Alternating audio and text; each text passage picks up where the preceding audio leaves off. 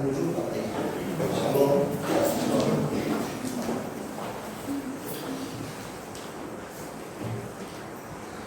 Mari Bapak Ibu saudara-saudara kita membuka firman Tuhan kita hari ini di dalam surat Kolose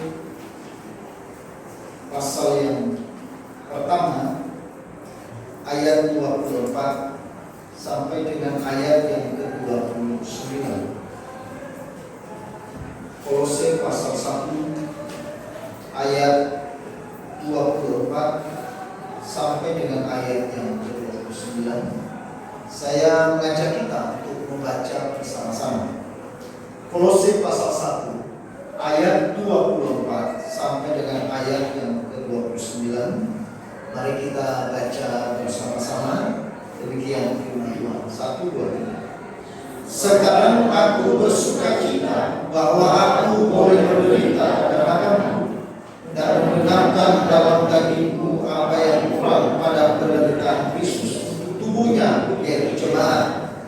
Aku telah menjadi pelayan jemaat itu sesuai dengan tugas yang dipercayakan Allah kepadaku untuk meneruskan firman-Nya dengan sepenuhnya kepada kamu, yaitu rahasia yang tersembunyi dari abad ke abad dan dari turunan ke turunan, tetapi yang sekarang dinyatakan kepada orang-orang kudusnya. Kepada mereka Allah mau memberitahukan betapa kaya dan mulianya rahasia itu di antara bangsa-bangsa lain, yaitu Kristus ada di tengah-tengah kamu, Kristus yang adalah pengharapan akan kemuliaan. Dialah yang kami beritakan apabila tiap-tiap orang kami nasihati dan tiap-tiap orang kami ajari dalam segala hikmat untuk memimpin tiap-tiap orang kepada kesempurnaan dalam Kristus. Itulah yang kuusahakan dan kupergumulkan dengan segala tenaga sesuai dengan kuasa-Nya yang bekerja dengan kuat di dalam aku. Amin.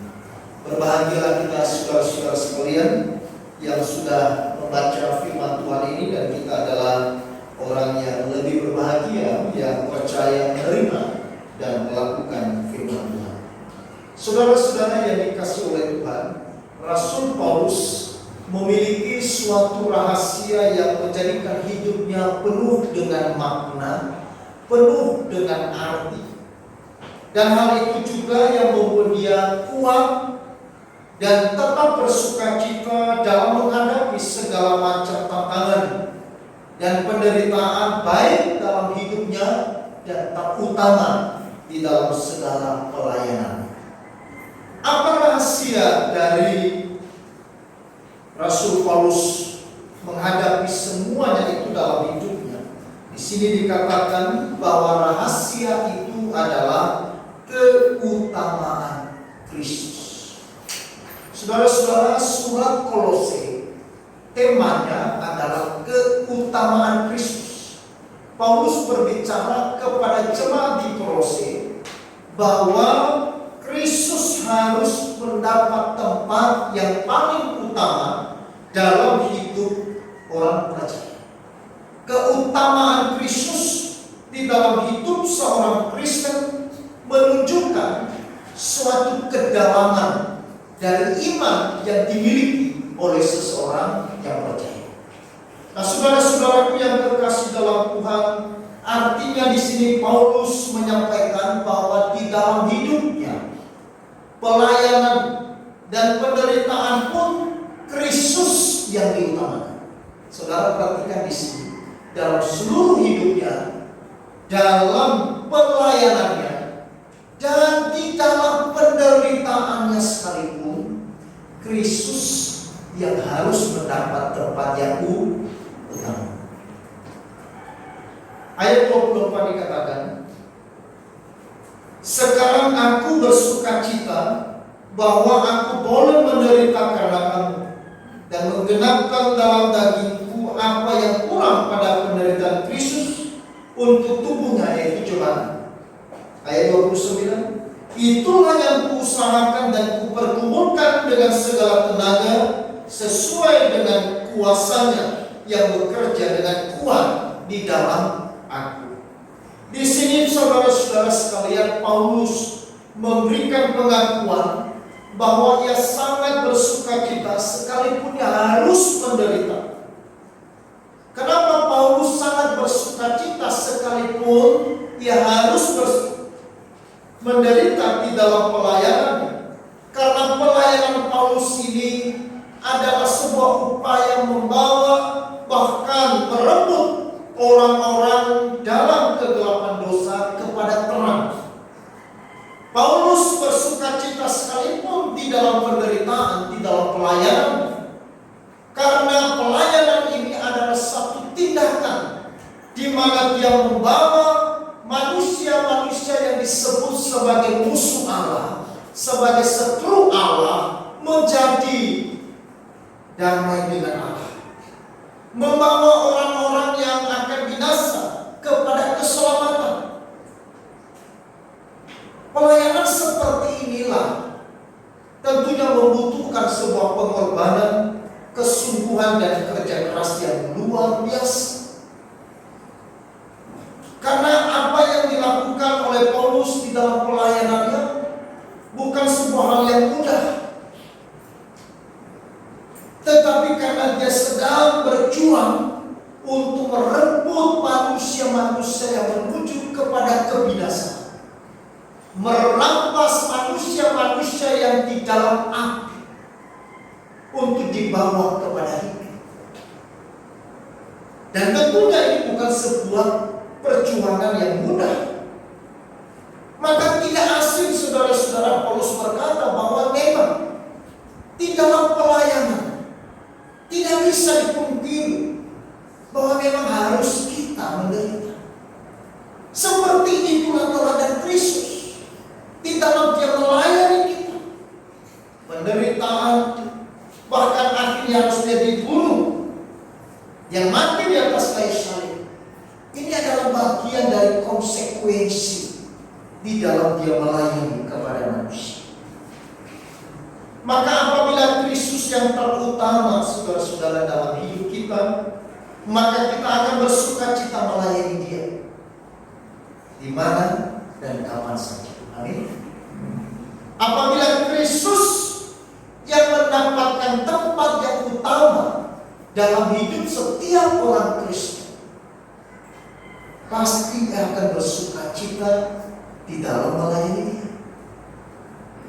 Dalam keadaan baik atau tidak baik, senang atau susah, lancar atau penuh tantangan, kita akan tetap setia melayani dia.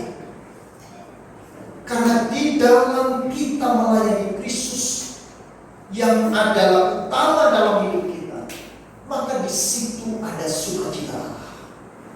Di situ ada kekuatan yang memampukan bagi setiap orang percaya untuk melayani Allah, melayani dia.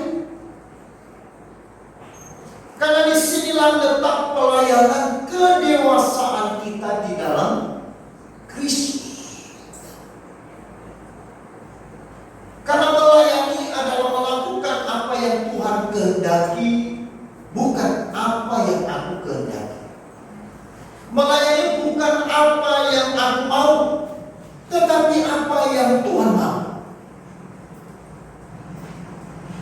Mengerjakan apa yang menjadi misi Tuhan, bukan misi saya.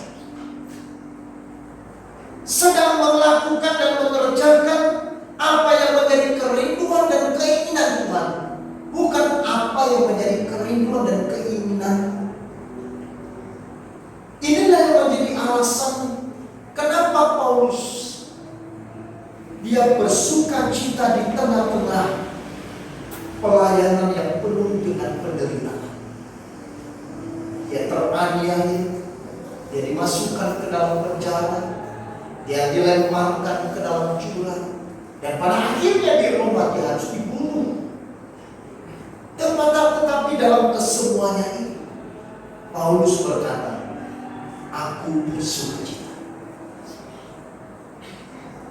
Karena dia sedang mengerjakan apa yang menjadi kesenangan dari Tuhan. Karena dia sedang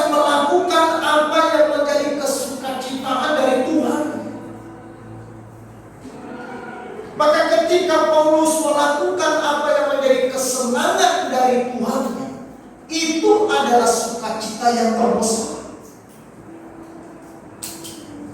Kebahagiaan yang terbesar adalah ketika kita melakukan apa yang berkenan di hati Tuhan, dan apa yang membuat Tuhan tersenyum, dan apa yang Tuhan mau untuk kita kerjakan. Itu adalah kebahagiaan yang paling besar. Artinya bahwa dalam hidup kekristenan dan pelayanan kita, Kristus harus menjadi pusat hidup. Kristus hidup dalam hidup kita. Saya ulangi, Kristus harus menjadi pusat, dan Kristus harus hidup di dalam hidup kita. Itulah yang dimaksud oleh Paulus sebagai suatu rahasia yang besar dan mulia, yaitu Kristus ada di dalam kita. Mari kita baca ayat yang ke-27. Kepada mereka Allah mau memberitahukan betapa kaya dan mulianya rahasia itu di antara bangsa-bangsa lain, yaitu Kristus ada di tengah-tengah kamu. Kristus yang adalah pengharapan akan kemuliaan.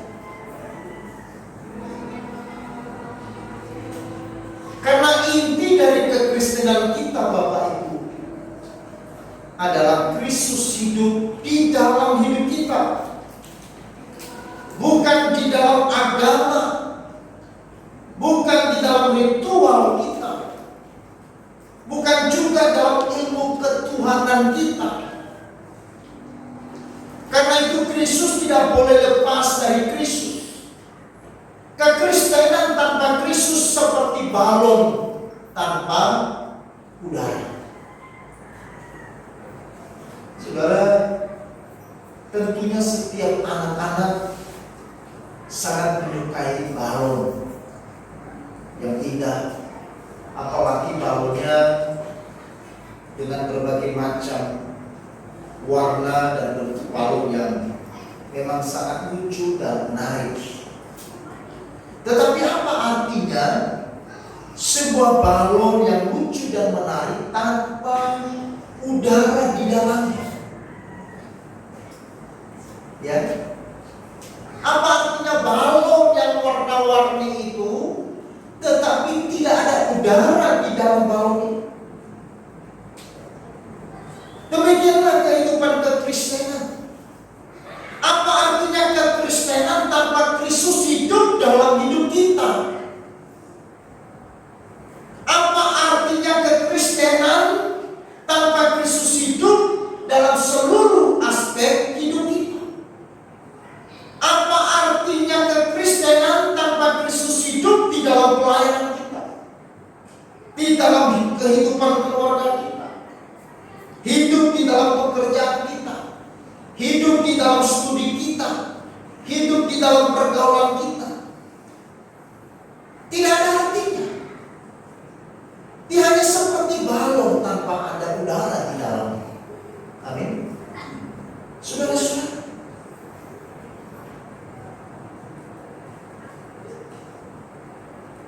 maka kehidupan kekristenan adalah kehidupan yang tidak bisa dipisahkan dari Kristus.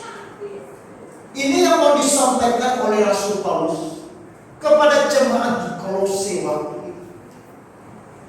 Paulus memberikan penekanan kepada mereka betapa pentingnya seorang Kristen harus menempatkan Kristus sebagai pusat dari seluruh hidup. Dan Kristus yang adalah Tuhan itu, dia harus hidup di dalam setiap hidup kita.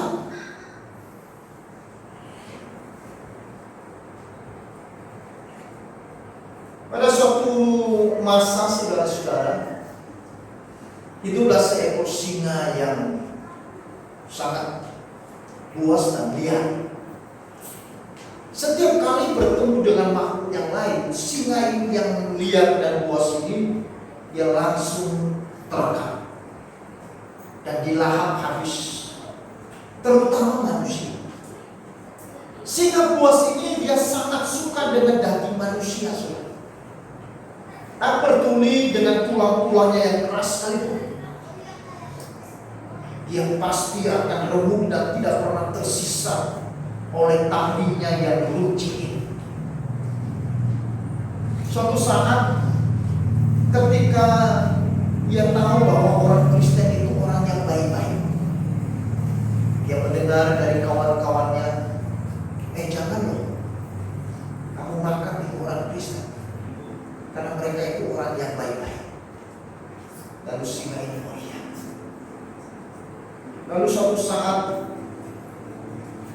ketika dia tahu bahwa orang Kristen adalah orang yang baik itu, maka singa yang dia dan bos ini berkata dan berjanji kepada teman-temannya, aku telah mendengar seruan di padang gurun, dan saya ingin bertobat. Saya tidak akan lagi mengganggu orang Kristen. Saya tidak akan memangsa mereka lagi. Saya akan tetap membiarkan mereka tetap hidup dan takkan lagi menjadikan mereka santapan pemuas isi perutku mulai hari ini. Lalu teman-temannya berkata, oh ya, iya, itulah janji saya. Apa yang terjadi? Setelah beberapa hari, seorang Kristen lewat. Singa liar dan buas itu sekali lagi melahap orang itu, saudara-saudara, memangsanya. Seluruh bagian tubuh orang tersebut dimakan habis, tak tersisa kecuali bibirnya. Lalu teman-teman singa yang lain mencemohi dia. Baru beberapa hari sudah berjanji, katanya tidak akan lagi memangsa orang Kristen, sudah mau bertobat, tidak mau mengganggu orang Kristen. Tapi kenapa sekarang justru kamu memangsa, melahap orang Kristen yang lewat tadi? Bukankah engkau telah berjanji dan mau bertobat untuk tidak lagi menjadikan orang Kristen sebagai santapan zat? Mengapa engkau hari ini justru sekali lagi membunuh orang Kristen? Lalu singa liar ini ketawa, dan menjawab, saya memang sudah berjanji bahwa tidak akan menerkam lagi orang Kristen. Namun orang yang telah kumakan itu telah kucium sebelum saya terekam. Ternyata orang ini sama sekali tidak tercium padaku aroma kekristenannya, kecuali bibirnya saja. Karena itulah saya tidak makan bibirnya, karena hanya di bibirnya ada aroma kekristenan. Seluruh tubuh yang lain tidak. Saudara-saudara yang dikasih oleh Tuhan, inilah gambaran bahwa kekristenan jangan hanya di mulut atau di bibir kita saja. Jangan hidup beriman pada Tuhan pada saat-saat hidup kita baik dan nyaman saja. Jangan hanya mengakui Tuhan pada saat-saat kita mengalami mukjizat-mukjizatnya, atau pada saat kita diberkati, tetapi pada saat-saat yang sulit, pada saat menderita sakit, pada saat ada masalah, maka iman kita mulai kandas di tengah jalan. Kalau iman kita seperti itu, saudara-saudara, itu yang disebut dengan iman kekanan-kanan.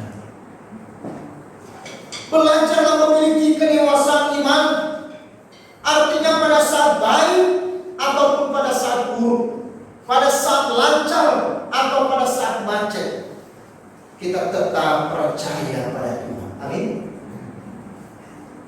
Itulah yang dikatakan oleh Ayub kepada istrinya waktu itu. Ketika Ayub sedang mengalami sebuah penderitaan yang cukup berat. Ayub mengalami kehilangan yang begitu luar biasa. Dia kehilangan orang-orang yang dia cintai. Anak-anaknya seluruhnya meninggal. Dia kehilangan seluruh kekayaannya, seluruh harta bendanya tanpa tersisa. Dia juga kehilangan sahabat-sahabatnya yang dulu bersama-sama dengan dia. Tetapi hari itu tidak ada lagi satupun yang mendekat kepada dia. Tidak ada satupun yang datang menghibur, apalagi mendoakan. Saudara-saudara, di hari Kamis kita sedang bahas kitab Ayub secara eksposisi. Kita sudah sampai di pasal 6. Menarik sekali saudara. Bahwa Ayub juga kehilangan kesehatan tubuhnya. Dia mengalami penyakit menular, yaitu penyakit kusta pada zaman itu. Dia tinggal di dalam tubuh dan mengaruh tubuhnya tanpa ditemani, tanpa dihibur oleh siapa, termasuk seorang istrinya. Tak kala Ayub sedang terpuruk dalam hidupnya, dia telah jatuh. Dia sudah kehilangan segala-galanya. Istrinya satu-satunya justru tidak bersama dia. Bukan hanya tidak bersama dia, saudara-saudara, tetapi justru memprovokasi imannya dengan berkata, kutukilah Allahmu. Apa gunanya engkau menjadi percaya kalau hidupmu seperti ini? Apa gunanya engkau melayani Tuhan kalau kemudian kamu justru menghadapi penderitaan? Apa artinya engkau hidup bertekun dalam kesalehan, dalam kekudusan, dalam ketekunan imanmu, tetapi hari-harimu seperti malapetaka? Kutukilah Allah. Mendengar itu, Ayub menjawab, apakah kita hanya menerima yang baik dalam hidup dan tidak mau menerima yang buruk? Ayub adalah seorang yang memiliki kedewasaan iman di hadapan Tuhan, sehingga Tuhan menyebutnya sebagai orang yang saleh.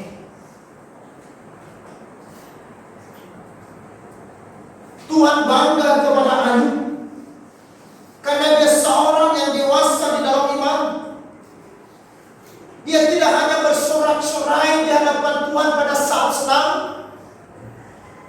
Dia tidak hanya bersyukur kepada Tuhan pada saat dia diberkati Tuhan, tetapi pada saat dia kehilangan segala-galanya dalam hidupnya, Ayub tetap bersyukur.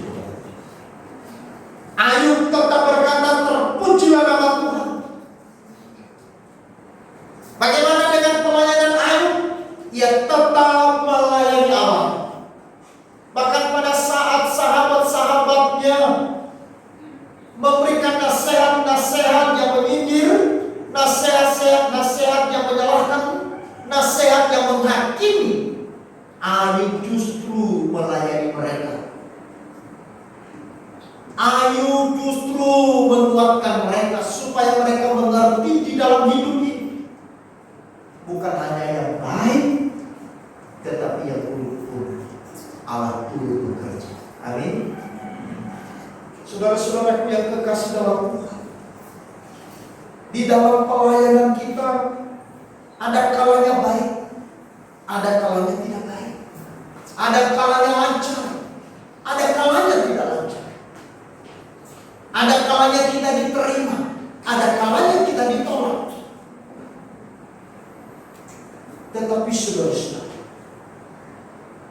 kedewasaan iman menuntut kepada kita untuk kita tetap teguh di dalam.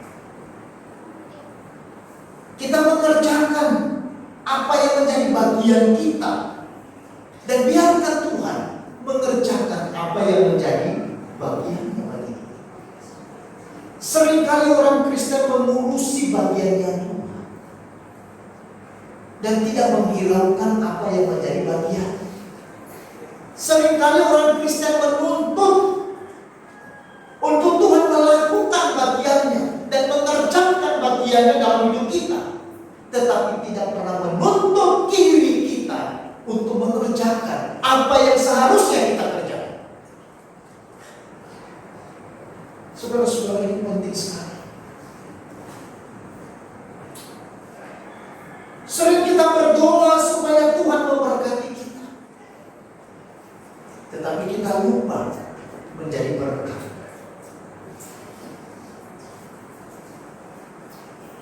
Sering kita mengharapkan supaya Tuhan melakukan dan mengerjakan dan menggenapi apa yang menjadi keinginan, apa yang menjadi doa-doa kita. Tetapi seberapa kita yang juga siap untuk mau menjadi alat di dalam Tuhan.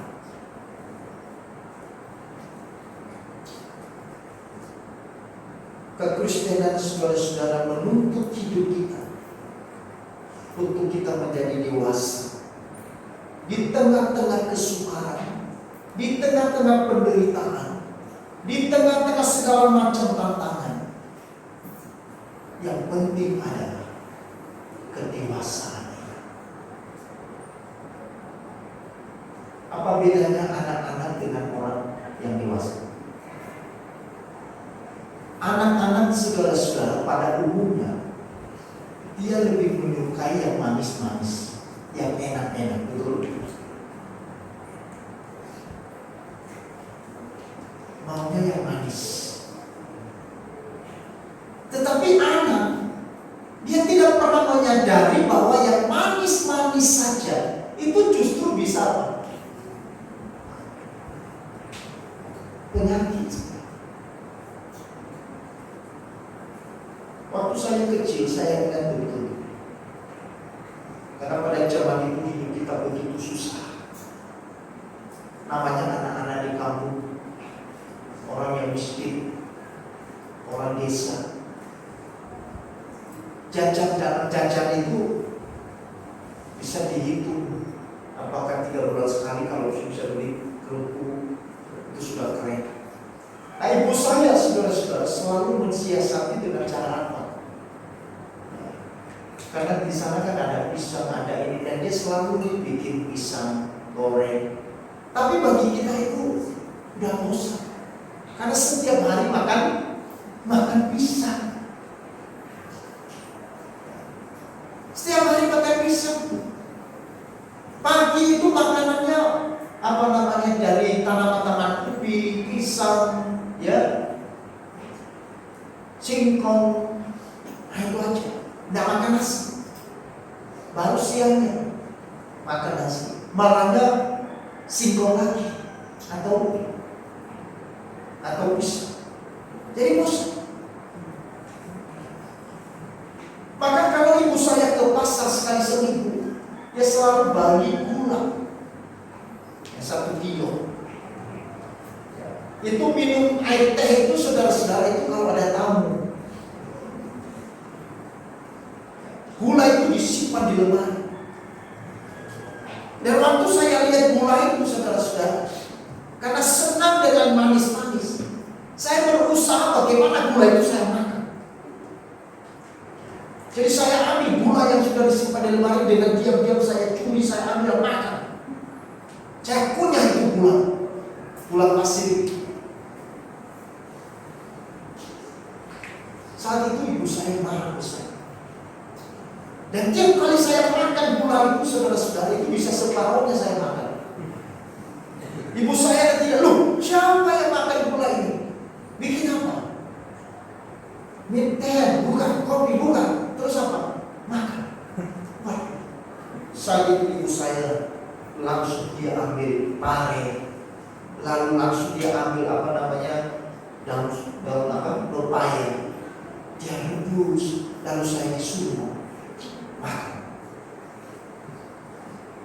Artinya ibu, saya tahu bahwa kalau saya terus makan gula dari kecil itu bisa berbahaya pada saya.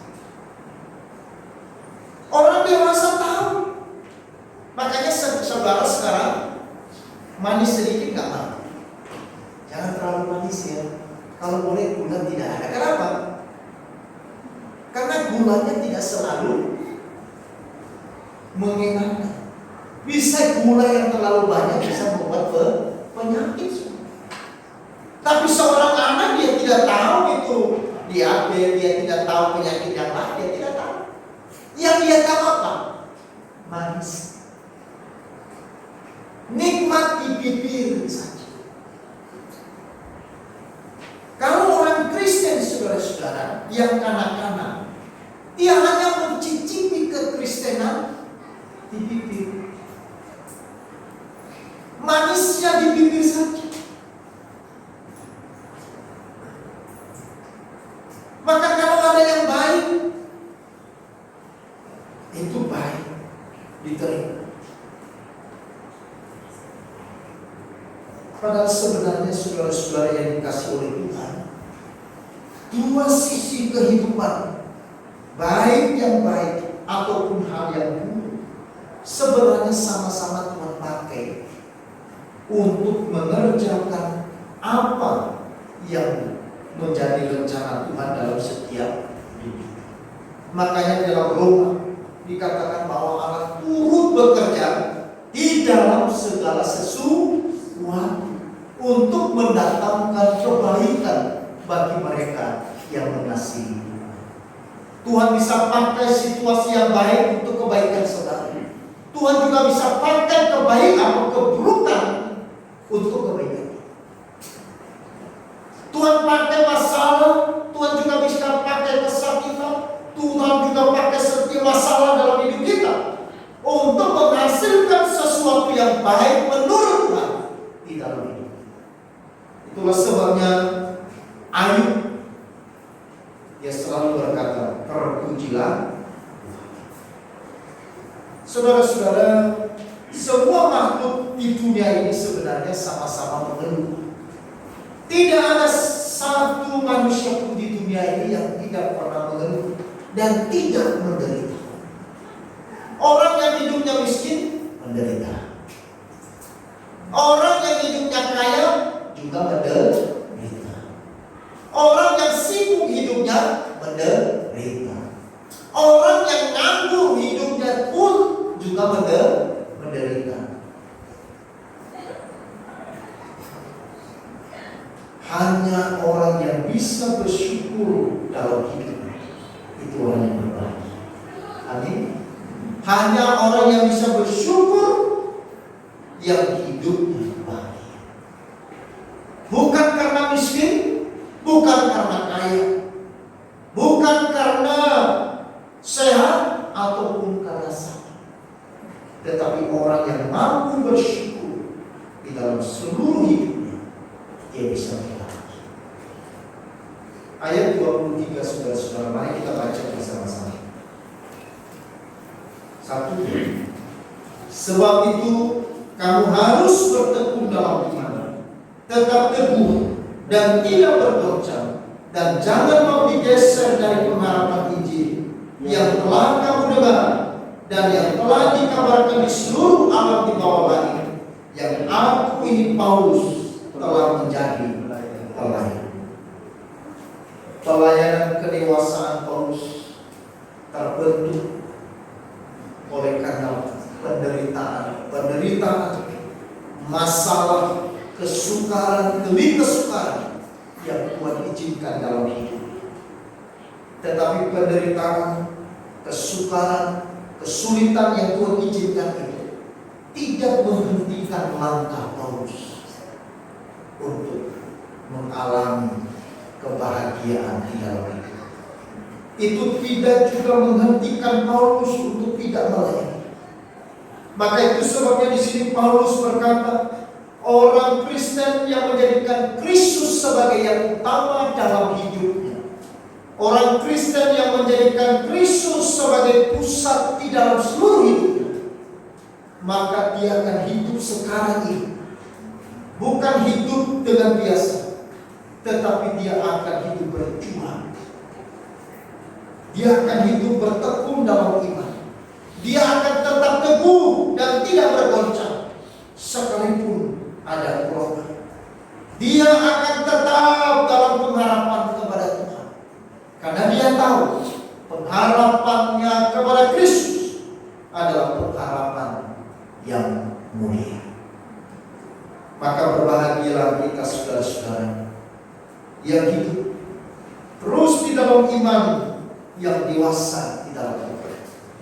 Oleh karena itu mari layanilah Tuhan. Percayakan hidup kita di dalam Tuhan, sehingga kita dipakai oleh Tuhan. Sama seperti pujian anak remaja tadi. Meskipun aku masih remaja, tetapi aku ingin dipakai sebagai hamba. Amin. Meskipun hari ini aku menderita, aku tetap mau ingin dipakai. Meskipun hari ini aku sakit, aku sedang dalam kehilangan, aku sedang di dalam kekurangan, aku sedang dalam kesulitan ekonomi, aku sedang di dalam pergumulan-pergumulan yang lain, tetapi aku ingin, aku rindu hidupku yang sisa ini, yang sementara ini, selagi saya masih bisa bernafas, biarlah Tuhan pakai menjadi alat bagi kamu.